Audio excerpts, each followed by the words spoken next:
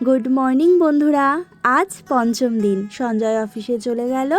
আর কাল রাতে প্রচুর বৃষ্টি হয়েছে, আর বৃষ্টিতে আমার এই গাছ, আমাদের বাড়ির তুলসী গাছ সব ভিজে গেছে। বৃষ্টি ভেজা গাছ দেখতে বড্ড ভালো লাগে। এদিকে আজকে আমাদের বাড়িতে এসছে আমার দিদি। উফ, কতদিন ধরে বলছে খালি বোন আসবো আসবো আসবো, বাট ওর আর টাইমই হয়ে উঠছে না। অবশেষে আজকে দিদিমণির টাইম হয়েছে আসার। আমি যতবার বাড়িতে এসেছি ততবারই দিদি আমার সাথে দেখা করতে আসে।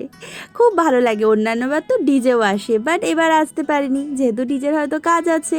আর ওইদিকে দিদি ক্যান্ডেলকে বাড়িতে রেখে চলে এসেছে আমাদের এখানে। প্রচণ্ড বৃষ্টি হয়েছে আজকে, বিশ্বাস করো, প্রচণ্ড মানে মুষলধারায়। তাই জন্য দিদির আসতে আসতে বেশ কিছুটা লেট হয়েছে। এদিকে আসার পরই তো ঈশানকে কোলে নেবে, কিন্তু ঈশানবাবু তো যাবে না। তারপর যাই হোক, এই লেবু আর একটা জিনিস দিয়ে ওর মন ঠিক করা হয়েছে। লেবুটা অবশ্য ওকে দিয়েই মন ঠিক করা হয়েছে আজ।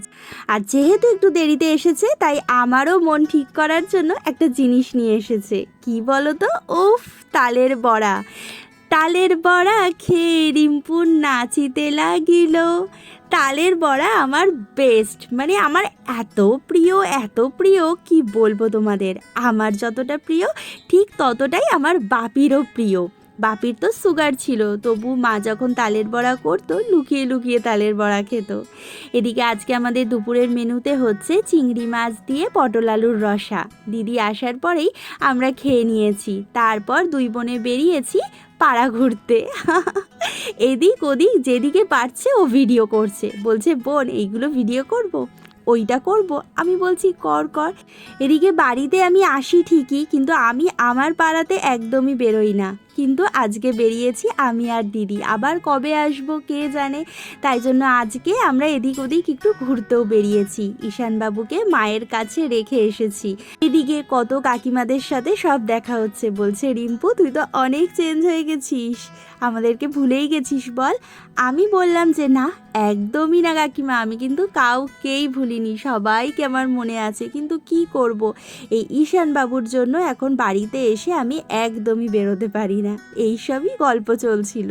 তারপর গেলাম আমাদের বাড়ির ঠিক পেছন দিকে, এক সন্তোষী মাতার মন্দির আছে সেখানে। আমাদের বাড়ির ছাদ থেকে এই মন্দিরের চূড়োটা দেখা যায়। খুব ভালো লাগলো এখানে এসে, কারণ অনেক দিন পর আসা, আর অনেক দিন পর চেনা জায়গায় আসতে বেশ ভালো লাগে। আর এই হচ্ছে আমাদের ক্লাব। আমাদের পাড়ায় যে দুর্গা পুজো হয় এখানেই হয় সেই পুজো, যেটা আমাদের বাড়ির ছাদ থেকেই দেখা যায়। এদিকে বাড়ি এসে দিদি তো ঈশানকে নিয়ে পড়েছে যে ঈশানবাবুর সাথে নাকি ও একটা রিল করবে। কিন্তু ঈশানবাবুর যেহেতু ঘুমটা হয়নি, তাই জন্য ঈশানবাবু কাঁদতেই ব্যস্ত। আর ওই দিকে দিদি বানাতে আরম্ভ করেছে আমার আরও একটা প্রিয় জিনিস, মালপোয়া।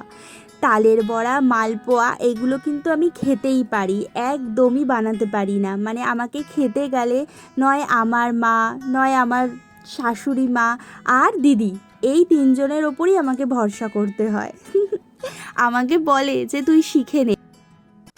আমি বলি না, তোমরা করবে আর আমি পেট পুড়ে খাবো। এই কথাটা বিয়ের আগেও আমি বলতাম, দিদি তুই রান্না করবি আর আমাকে ডেকে নিবি, ভালো ভালো রান্না হবে আর আমি এসে খাবো।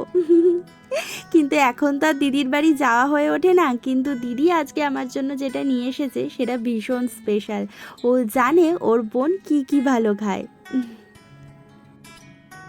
দিদিকে চলে যেতে হবে, তাই মনটা একটু খারাপ লাগছে, কারণ ক্যান্ডেল বাড়িতে একা আছে আর ডিজেও আসেনি। তাই জন্য দিদিকে চলেই যেতে হতো, কিচ্ছু করার নেই। কিছুটা মালপোয়া দিদি আবার ডিজের জন্যও নিয়ে নিয়েছে, কারণ ডিজেও মালপোয়া খেতে ভীষণ ভালোবাসে। আর ওইদিকে সঞ্জয় অফিস থেকে আসার সময় যেই শুনেছে দিদি এসেছে, তাই জন্য ও দিদির জন্য আবার এত কিছু নিয়ে এসেছে।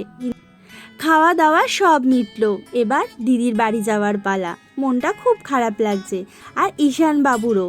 ঈশানবাবু যেই দেখেছে দিদি বেরোবে, এতক্ষণ কিন্তু ও দিদির কোলে যায়নি, যেই দেখেছে বেরোবে অমনি দিদির কোলে চলে গেছে। আর দিদিকে এখনও ছাড়বে না। ও ভাবছে যে ও ওর মানির সাথে যাবে, সমানে টাটা টাটা করে যাচ্ছে।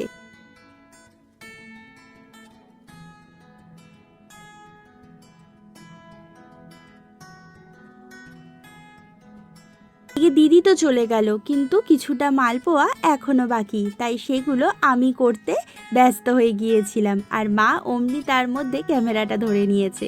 এদিকে বাড়িতে যখন ঈশানবাবুকে আজকে খাওয়াচ্ছিলাম রাত্রিবেলা, তখন কাকু চলে এসেছে, অর্থাৎ রেয়া রানীর বাবা।